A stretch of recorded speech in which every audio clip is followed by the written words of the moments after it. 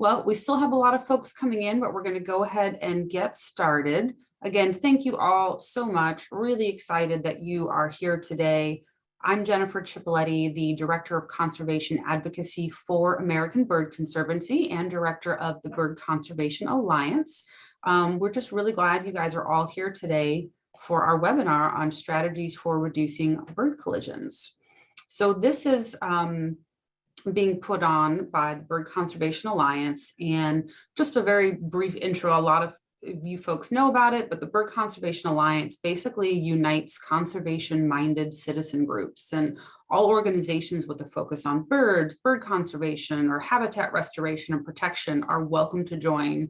And as a member, your group can help reduce threats to birds and garner vital funding for bird conservation work and protect and restore key habitats for threatened species. And before we get started, just a couple of logistics details. Automated captions are available for this webinar, and you can turn them on by clicking on the up arrow next to the closed caption icon and clicking on Show Subtitles. Then you can drag the captions wherever you would prefer on the screen. So please submit any questions using the Q&A box, not the chat. We don't want to miss it. And we will answer as many of those as we can at the end of our presentations during the Q&A portion. And in honor of International Women's Day today, we are very, very lucky to be joined by Dr. Christine Sheppard and Dr. Joelle Gehring. Dr. Sheppard has been the director of American Bird Conservancy's Glass Collisions program since its inception in 2009. And she has led instrumental bird collision mitigation efforts, including testing of materials, the publication of the bird-friendly building design, the lead pilot credit 55, bird collision deterrence, and consulting on related legislation throughout the US. And that's just a little bit of what she's done. And then we also have Dr. Joelle Gehring, who is a biologist in the Division of Migratory Bird Management in the U.S. Fish and Wildlife Service. So prior to joining the service, she worked for the Federal Communications Commission, where she conducted environmental reviews and worked with tower operators to minimize bird collisions with communication towers and adverse effects to protected species. Throughout her career, Dr. Gehring has used science and stakeholder input to develop and disseminate information on mainstreaming and cost-effective methods to reduce wildlife-human conflicts. And so with that, we'll get started with our presentations, and Dr. Sheppard will go ahead and kick us off. Thank you so much, Dr. Sheppard. Okay. Sorry.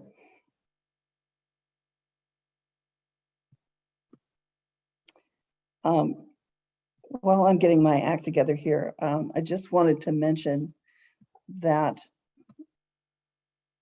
I'm not going to be talking today about how to make your windows safe for birds. We have a lot of information about that on our website, and we frequently discuss that.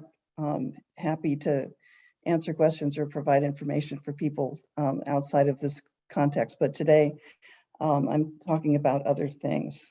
So one of the most fundamental strategies for stopping collisions and conserving birds is simply getting people to understand how important birds are. I'm sure everybody that is listening now believes that, but an awful lot of people, if they think about birds at all, think about them as, you know, Tweety birds that are nice to have around. They don't understand how many selfish reasons there are for humans to want to preserve bird populations. When California burns to the ground, you know, birds bring seeds back in so habitat will regenerate. Birds eat pests that might give you West Nile virus or eat your crops or destroy your forest. And birds have an increasing constituency. The birdwatching industry is probably over 107 billion by now.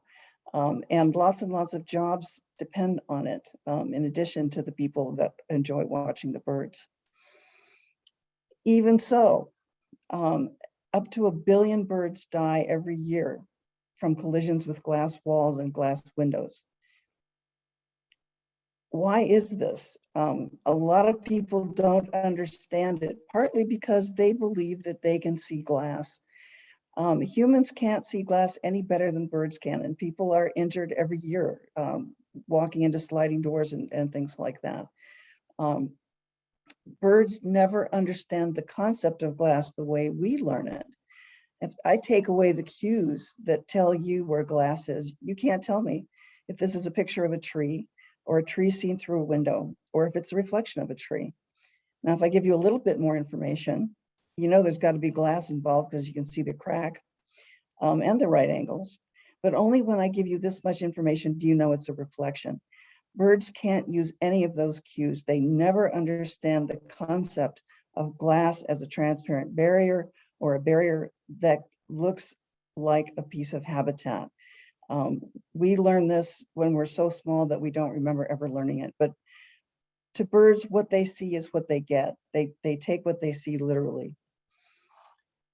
So, well, what do we need to know to stop collisions, to reduce this slaughter?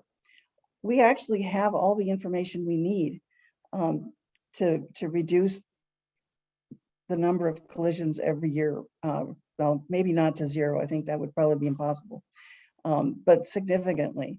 What we have to do is get people to actually put this information into practice. We know that collisions are not rare, but most people, even though almost everybody you'll meet has seen a bird hit a window or has heard a bird hit a window, believes it's a rare event. They don't realize how many birds are hitting buildings all the time, so that everybody's had this experience. Where do collisions occur? Well, we know that. The Smithsonian did a meta-analysis of data from across the country, which was published in 2014. Almost half of collisions take place on home windows. You know, we have a tendency to associate collisions with skyscrapers, but almost all of the rest of collisions take place on low-rise buildings, up to about 100 feet. The reason for this, it's similar to the fact that most car crashes happen within 10 miles of home, because that's where you do all your driving. Collisions take place in the zone where birds are active, which tends to be in vegetation from the ground up to the top of the trees. And there's a very strong correlation between more collisions and glass that reflects vegetation. Now, what about those skyscrapers? Skyscrapers do kill birds. Most collisions on skyscrapers take place on those lower floors. It doesn't mean that there are no collisions on their upper floors, but most of the collisions take place on those lower floors. Now, this is a good thing because it allows us to zero in on priority glass. It means we don't have to do every square foot of glass on a building like this one. Another thing to keep in mind is that above, depending on where you live, 20 to 40% glass on a facade like this, you're becoming less energy efficient. We used to think back when I started, that there was a terrible irony that green design required these giant glass walls. It turned out not to be true at all. Green design does absolutely not require this much glass, and that's a great place to start when you're trying to convince people to build bird-friendly buildings. Start with energy efficiency and bring the birds in second. We know that the majority of birds that die from collisions are songbirds migrating between their breeding and wintering grounds. This can be confusing because most of these birds migrate at night and most collisions take place during the day. You can understand that. The birds migrate at night. They don't have to see what's going on the ground, but there are fewer predators. There's often less wind. The sun's not beating down on their backs, but also because most of them have to stop periodically to feed up again. They have to replenish their energy stores, and they have to do that during the day. Birds are very visual when they're feeding. And this is why collisions take place during the day, because they're looking for food in that vegetation and they get confused by the reflections of the vegetation. Now, there's another factor that I don't really have time to talk about at great length, but that is the impact of light on birds. This has been somewhat confused because 100 years ago, we didn't have the levels of light pollution that we do now. And there were relatively frequent reports of major collision events at brightly lit tall structures. This is associated largely with bad weather, but also with bright lights surrounded by darkness. Well, just look at the East Coast of the US. There's very little area where you're going to find really strong contrast like that. Unfortunately, it doesn't mean that light isn't causing collisions. Light attracts birds, and it attracts birds throughout the built environment.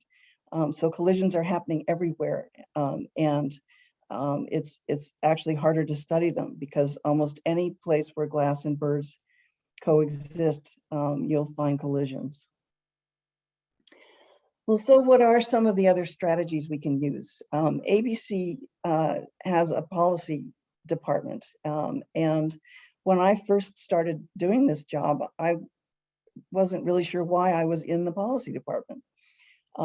Then I began to realize how difficult it would be to try to take on bird collisions one building at a time.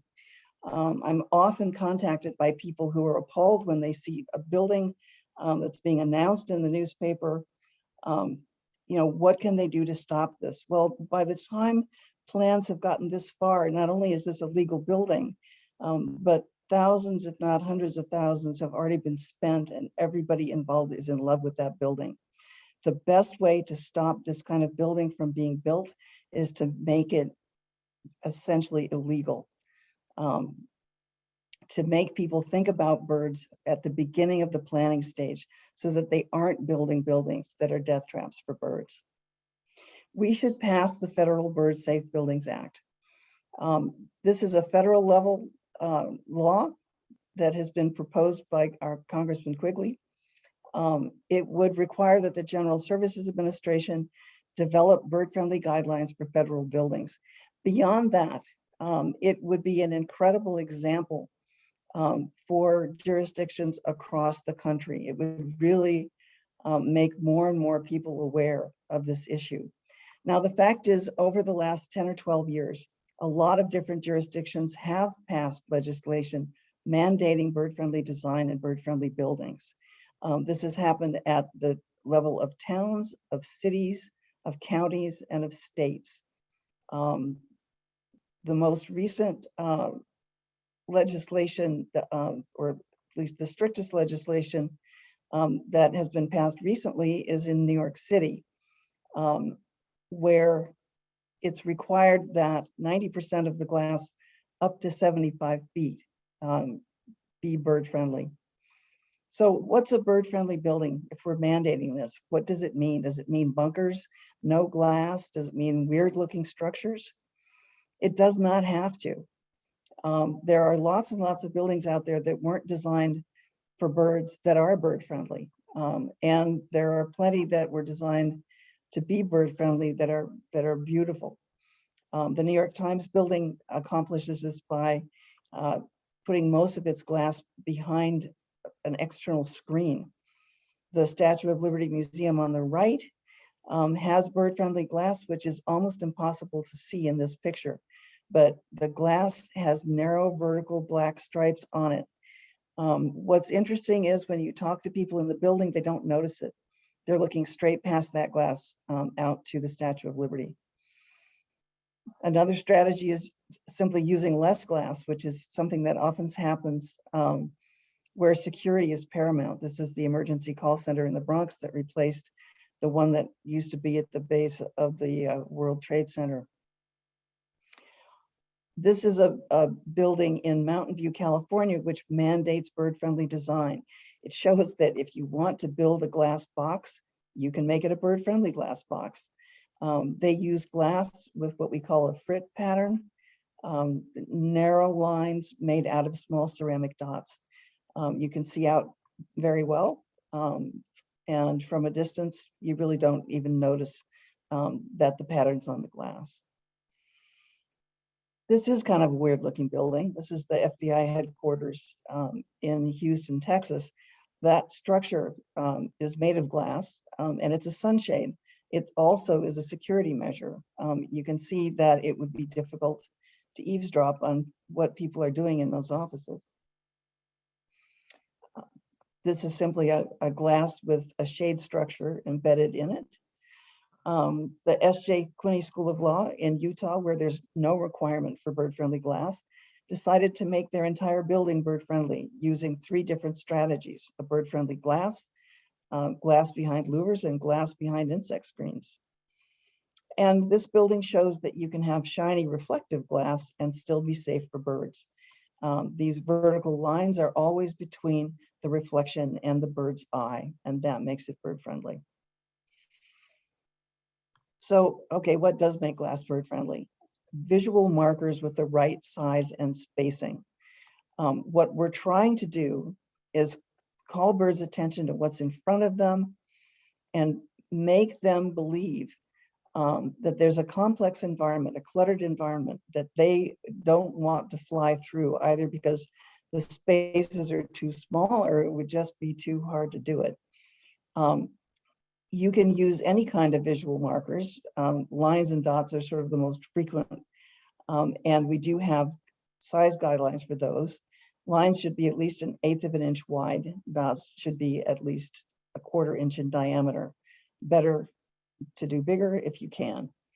The things that you use to make your patterns, your visual markers, shouldn't be more than about 2 inches apart if you want to be highly effective at reducing bird collisions. And you can see from these drawings, birds, especially small birds, are very good at slipping through tiny spaces. And the spacing that we recommend is based entirely on bird body size, and it's been borne out by monitoring of remediated buildings. ABC has tried to make it easier for architects to determine what bird-friendly glass is. This is something that we started doing in 2009. I brought this contraption, which we call the tunnel, with me, and we've since built a second one. And we use this thing to ask birds whether or not they would avoid visual markers on a piece of glass. So this is what it looks like. The birds go one end of the tunnel after they've been netted at a banding station. It's dark in there. At the far end, they look out. There are 2 different ways that they could get out, on the left and on the right. And when we're testing glass on one side, it's what we're testing on the other side, is clear glass. There's a net there. It's a piece of mist net that's stretched across the end of the tunnel so that the birds are not injured. They make one flight down the tunnel and then we open the door and let them out. The more birds fly toward the plain glass, the more we think that what we're testing is effective at reducing collisions. That means that we assign the glass a low threat factor number. And we're hearing more about threat factors lately. We started talking about threat factors when we were working on the lead credit.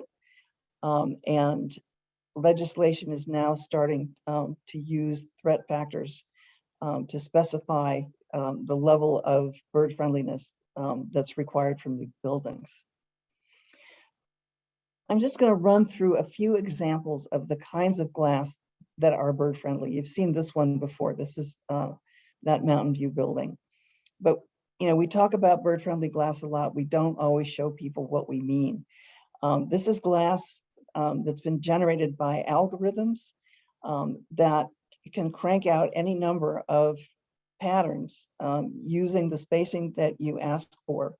And if you want, you can make them look fractal, you can make them look biological. We're trying to encourage people to get away from the old dot and stripe because after a while it can look pretty boring. So I guess you can see that using glass like this could be integral to the whole design process. This is a glass that from the inside you can look out. On the outside, it can be opaque. You can put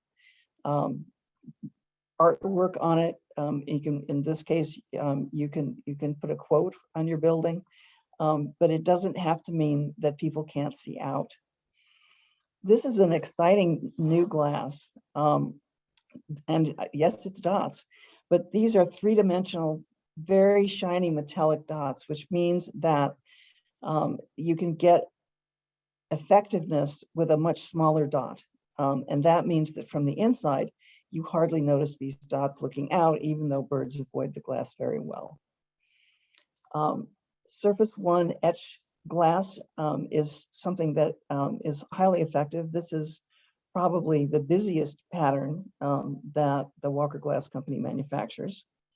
And this is one of the least busy. You can be effective at preventing collisions while covering less than 1% of the glass surface. There's no correlation between being good at stopping collisions and how much glass is covered, which is a good thing. This is a different kind of etch. You can etch almost anything you want into glass and make it bird friendly. We're starting to see photovoltaic glass that's bird friendly. On the left, you see photo cells that are arranged in bird friendly patterns on every other piece of glass. The fence in the photograph on the right is also material that generates electricity.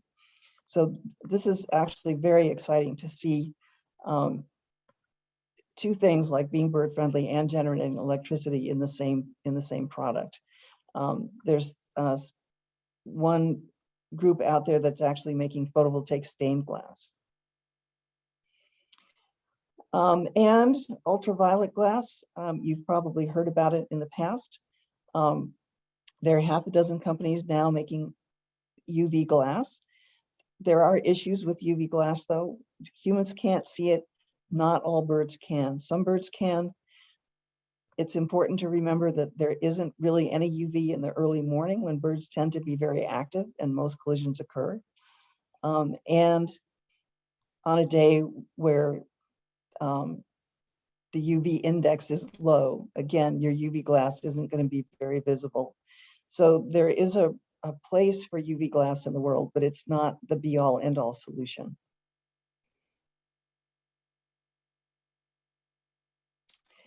And you can make glass bird friendly simply by putting screens in front of it and other kinds of sunshades and so forth.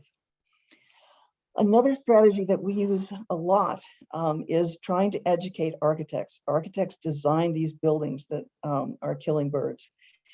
And it's harder for architects to design buildings that are bad for birds, if they know that that's the case, although they can't always overcome the demands of their clients.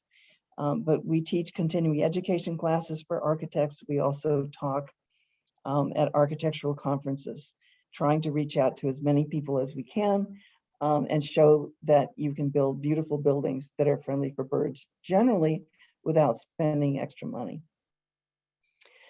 Something that you can do is sign our action alert to support the Bird Safe Buildings Act and contact your representatives and encourage them to co-sponsor that legislation. You can go to ABC's website, birdsmartglass.org. I think Erica's going to put links in the chat for you. You can find downloadable solutions, a database of bird-friendly materials, lots of examples of bird-friendly buildings, and as they say, lots more. People are welcome to download our flyer on the left, which has links to lots of solutions for home windows, and our bird-friendly building design publication on the right. So this is just a summary of the things that we do at ABC, and as we discover other ways to accomplish the same goal, we'll probably add those in too. So thank you for listening. Thank you so much, Dr. Sheppard. That was fantastic. And I see that there are a bunch of really great questions coming in. We will try to answer some as we go along. And next, we will move to Dr. Joelle Gehring, who will talk about communication towers with us. Dr. Gehring, thank you so much. Thank you. And I'm going to work on sharing my screen here. All right. Great. All right. I'm assuming you can see my presentation, correct? Looks great. Great. Thank you. All right. Well, I would like to just thank Chris for her excellent presentation as always. And at the Fish and Wildlife Service, we are really working hard to implement a lot of what Chris has tested and suggested as glass solutions to reduce bird collisions with glass.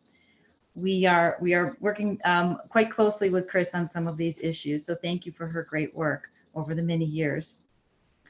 I'd like to just start off quickly by talking about the loss of 3 billion birds that we have seen in the last 50 years, since about 1970.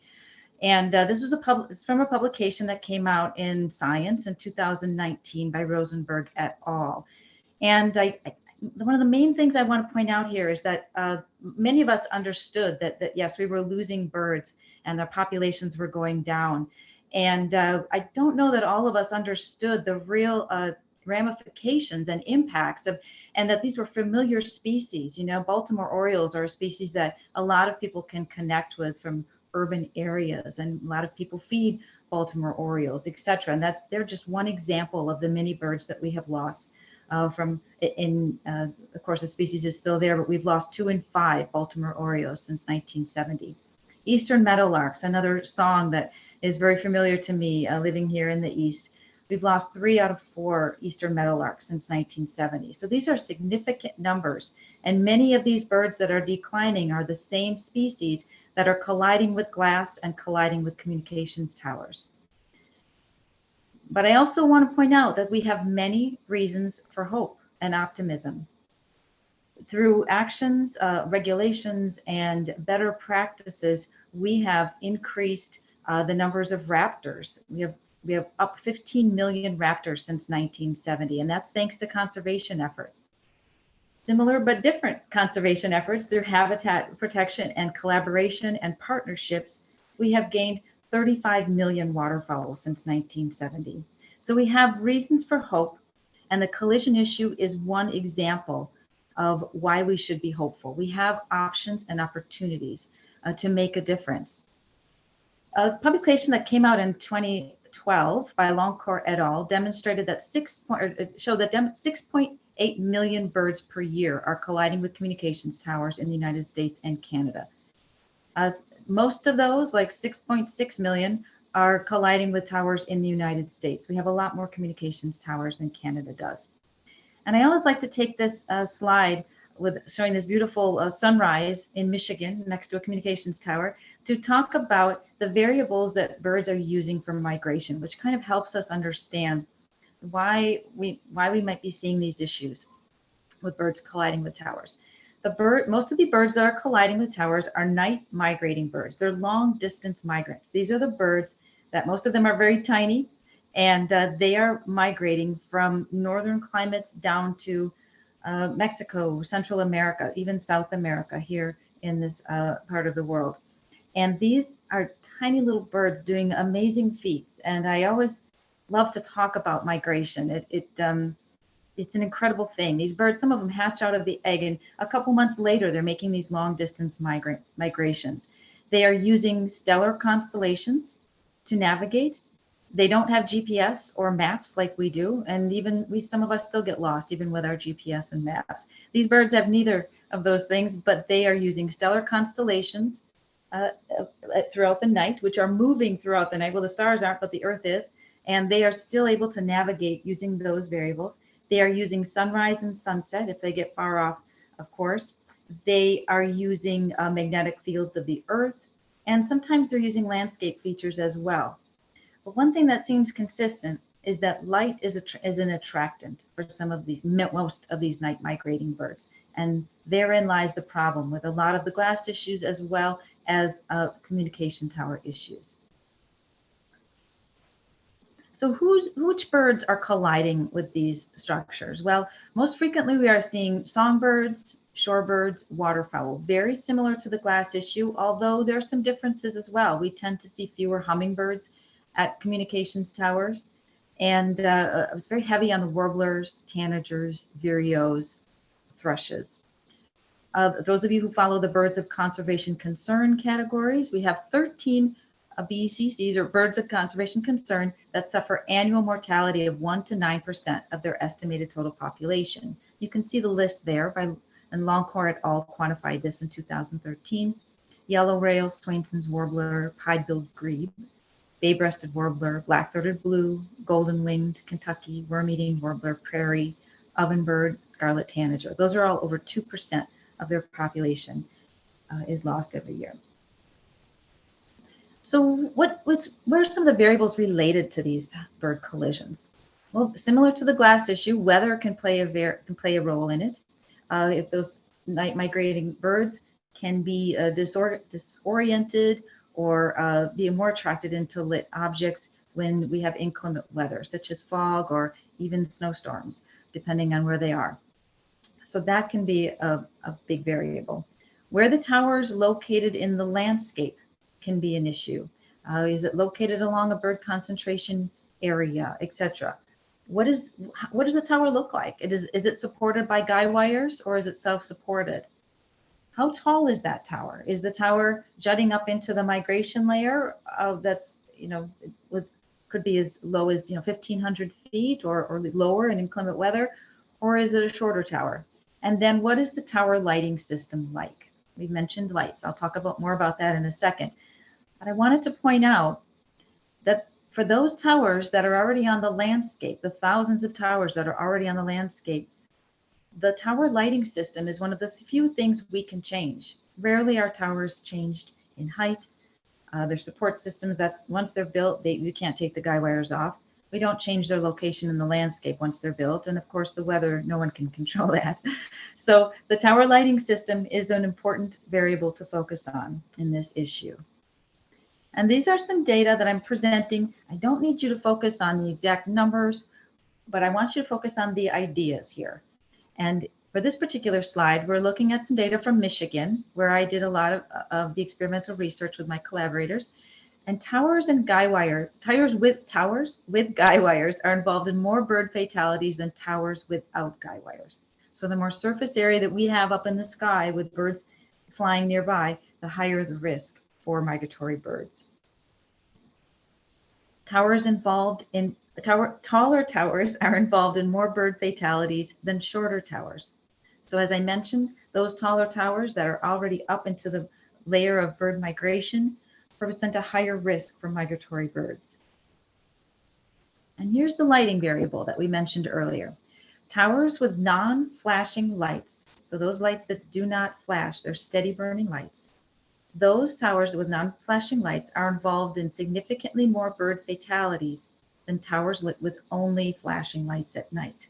During the day, we might look out our window and say, oh yeah, that tower is white flashing lights. That's not what we're talking about. We're talking about at night, and we're talking about lights that do not flash on communications towers. Those towers that have those non-flashing lights are involved in significantly more bird collisions than those towers that are lit with only flashing lights.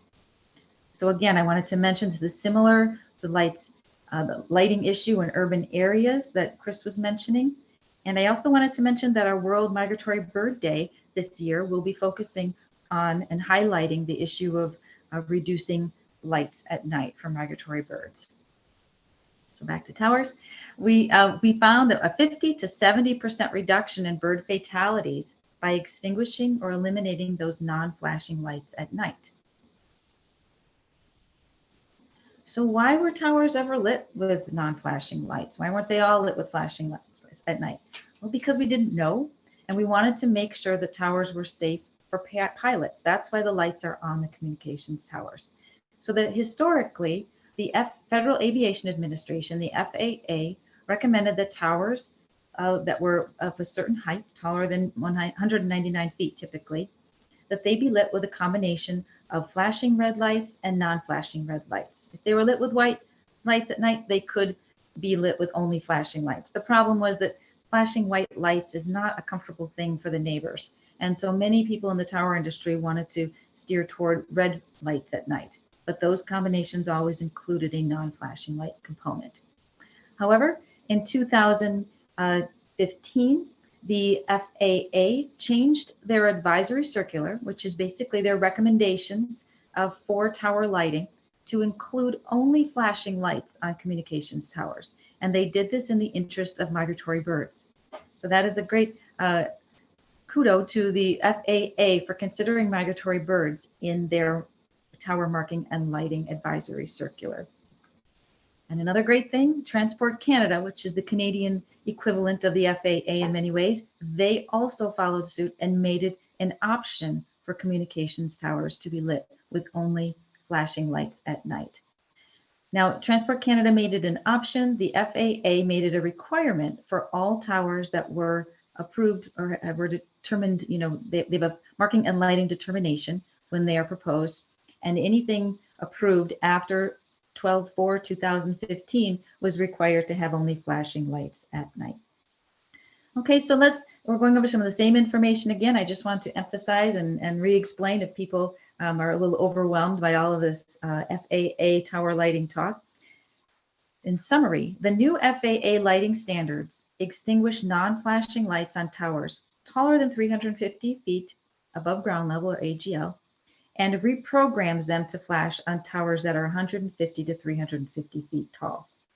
And this over here on the left is the historic marking and lighting diagram, and on the right is the contemporary one. The great thing is that although it's required of new towers, it is a relatively simple fix for those existing towers on the landscape. Those existing towers are the ones that are involved in 6.6 million bird fatalities every year. So we have an option for those towers on the landscape, regardless of where they're situated, regardless of how tall they are or their guy wires, to reduce migratory bird collisions. So once again, eliminating non-flashing lights on towers. For those towers taller than 350 feet above ground level, no tower climbing is required, no additional cost or fees to extinguish those lights, and there's actually a financial savings due to decreased energy costs, decreased maintenance cost, decreased construction costs. They don't even have to put those non-flashing lights on the tower. So they're saving money all around. And there's a 70% reduction, up to a 70% reduction in bird fatalities. So it is definitely a win-win. For those towers that are a little bit lower height category, it's not quite as easy. They can't just turn off the non-flashing lights.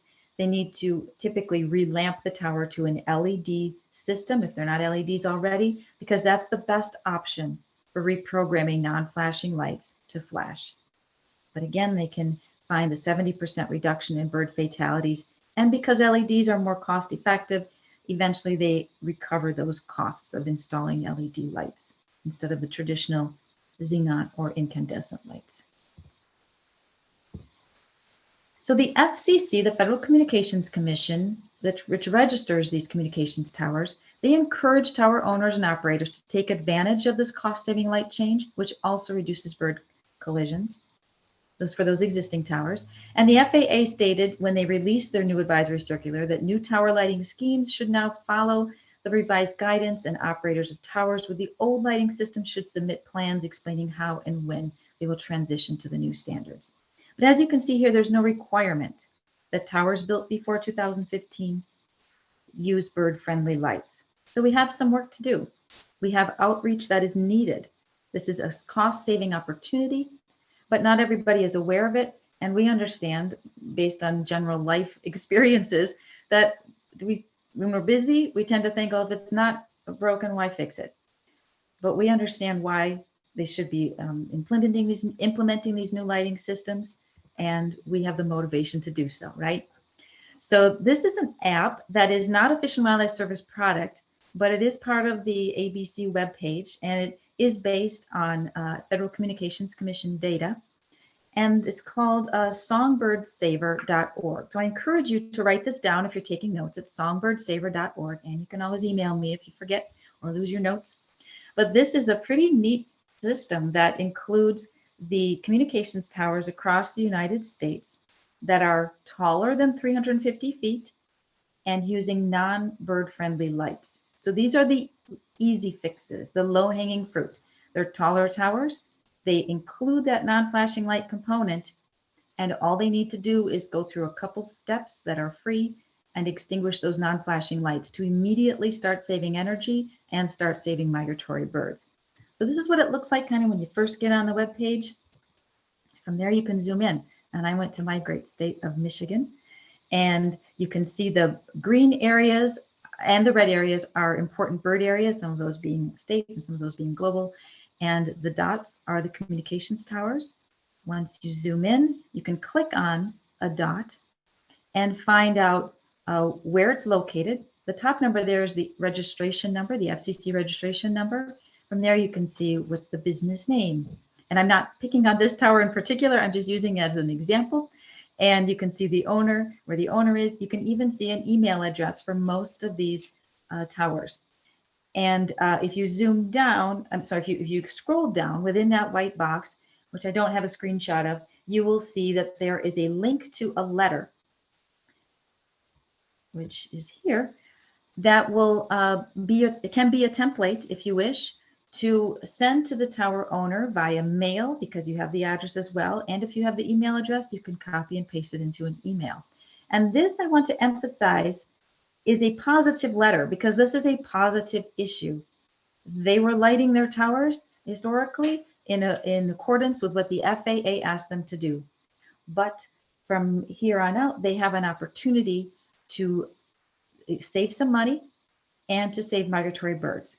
And so this is a real positive, and I encourage people to keep things positive as if they're interacting with tower owners.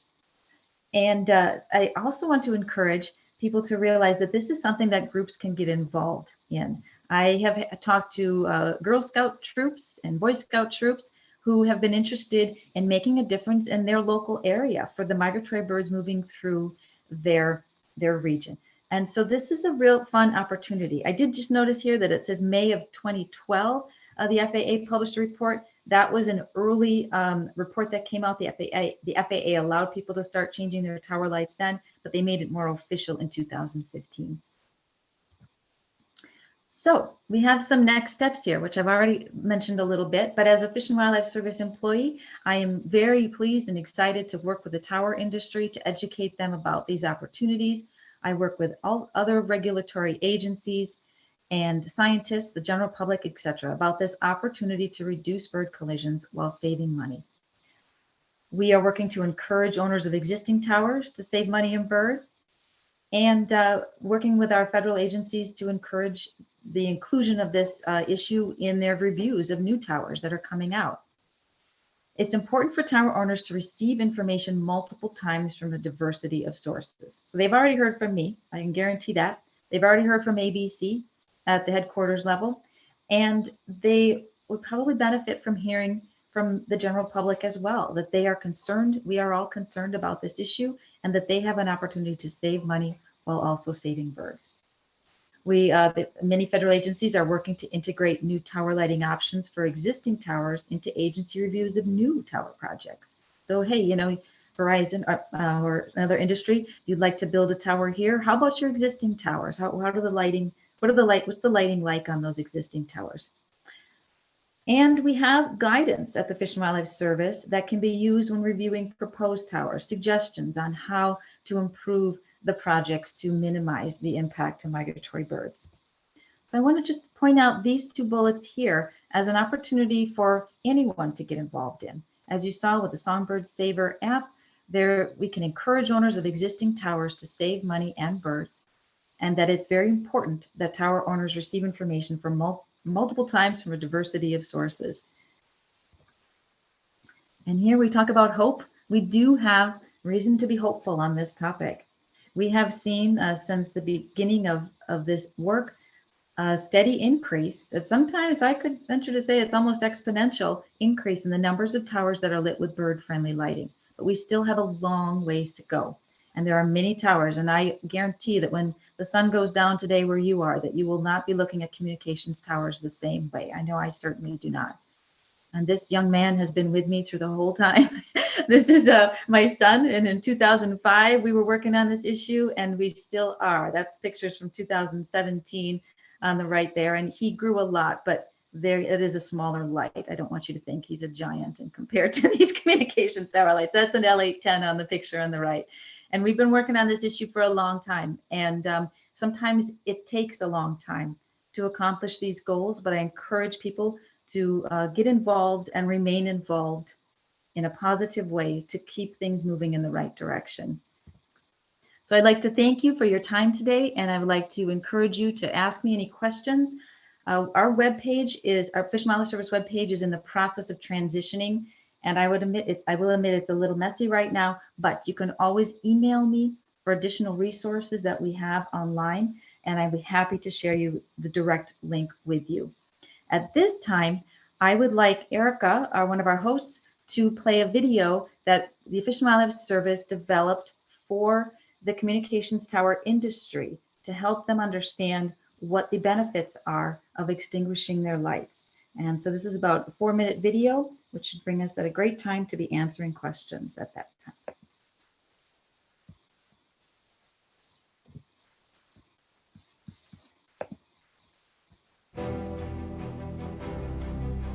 Communication towers are essential for millions of people every day. They are I critical cannot for see the our video at safety, this time. security, and emergency services. With your I could hear it, but not see it.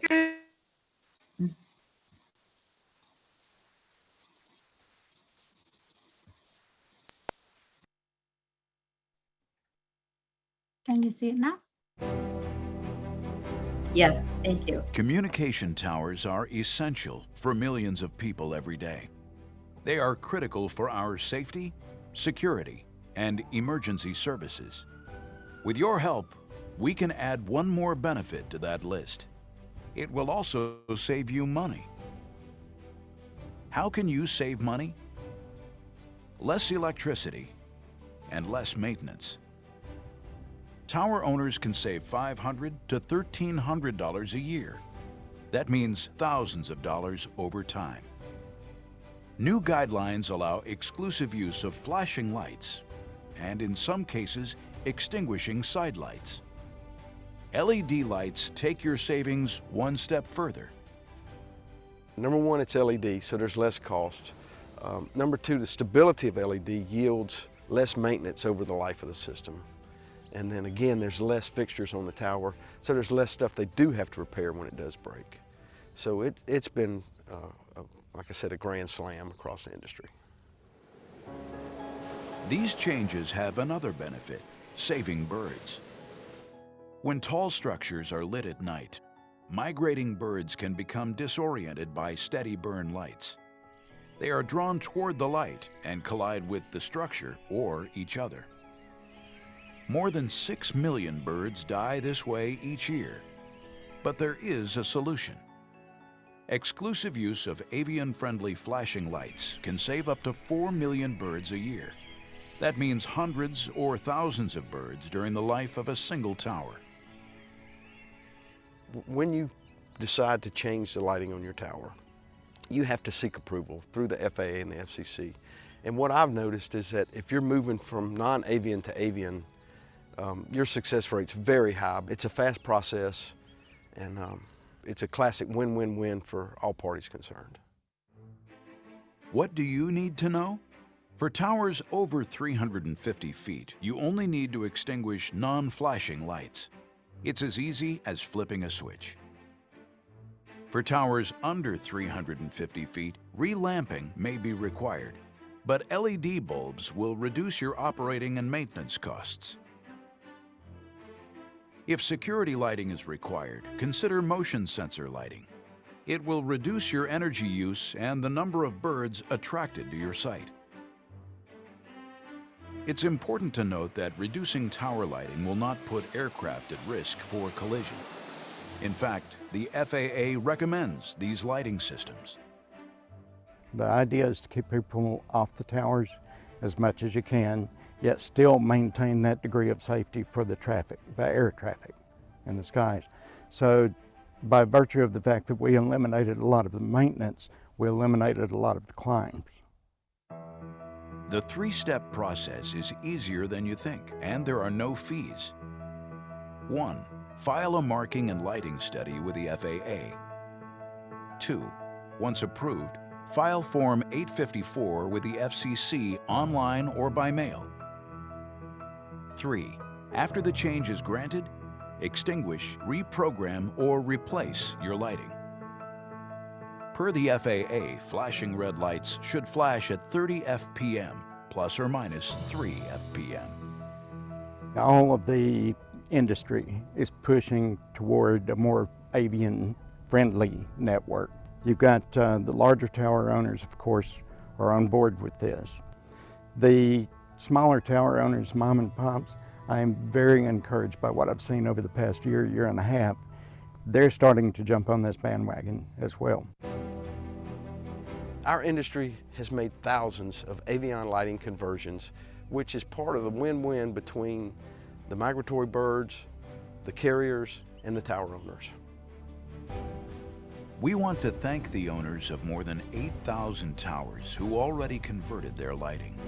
They are saving money and saving birds. Come join us and help the tower industry make a big difference for these birds. We need everyone's help to build a legacy.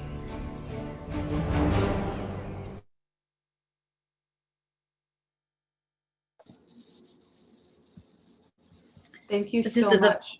As a final word with that, I can send you the link to that video. It's also an excellent thing to include in your outreach to tower owners. And it's available on YouTube, and it's a win-win for communications towers. So feel free to include that. It's nice product. Thank you so much, Dr. Gehring. That was a fantastic presentation. And I've actually never seen that video before. That was really informative. So I hope that other Great. folks can go out and use it and, just be really informed about it and maybe help take action. And the same thing with the Bird Safe Buildings Act and the other really great information that Dr. Sheppard gave us. So thank you both for joining us today. We have just a few minutes left after these great presentations. So we did want to have the opportunity for a couple of questions. I know we've been flooded with questions, so thank you all so much for that. We will get to as many as we can. I think I'd like to start with the first question. This would be for Dr. Sheppard. A question came in about, if most bird building collisions are occurring during the day, why are groups like FLAP out early in the morning picking up dead and injured birds, supposedly by skyscrapers? You're on mute.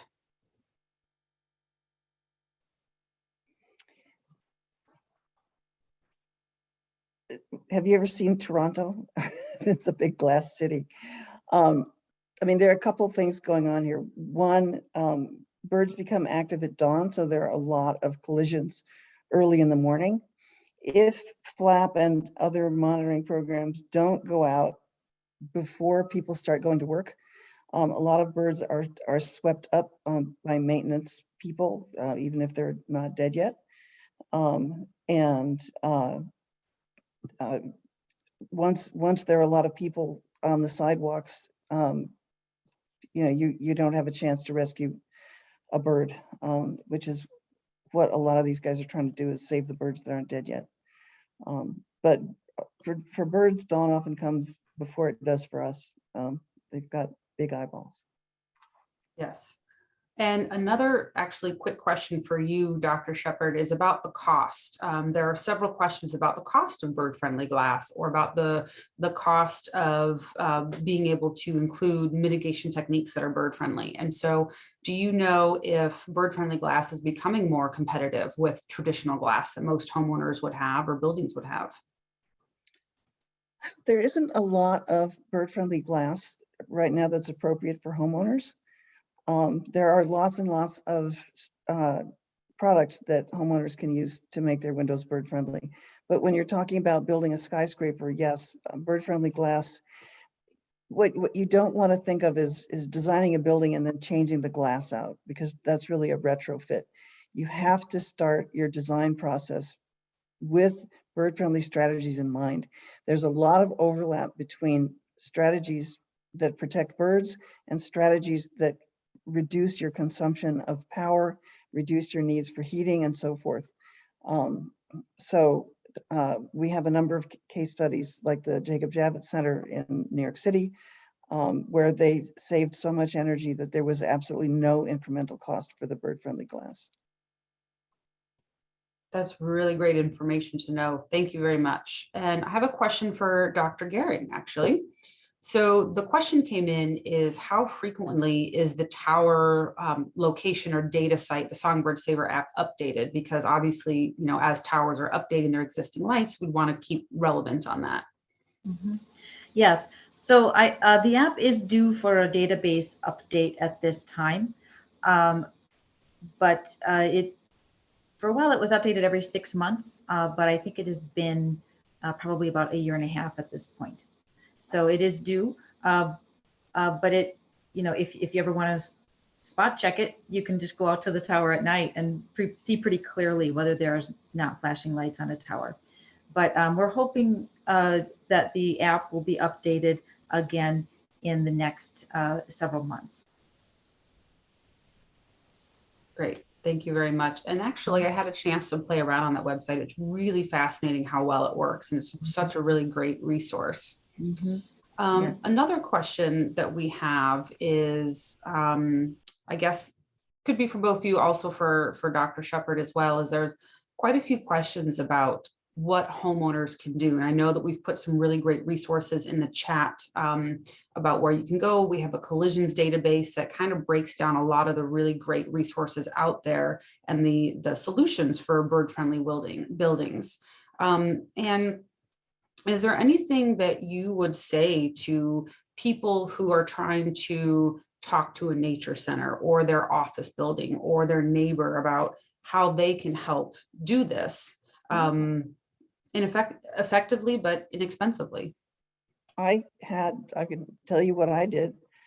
I've just moved to a new place, and about 4 days ago, a big flock of robins showed up, and 2 of them hit my window within about 20 minutes. So I jumped in my car, I ran out and I bought some tempera paint.